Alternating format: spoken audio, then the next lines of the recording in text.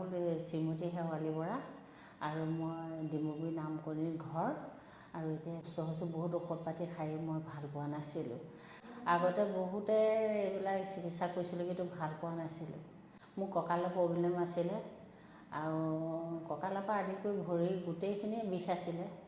এতিয়া আৰাম পাইছোঁ, মানে বিষ কোবোৰ নাইকিয়া হৈ গৈছে।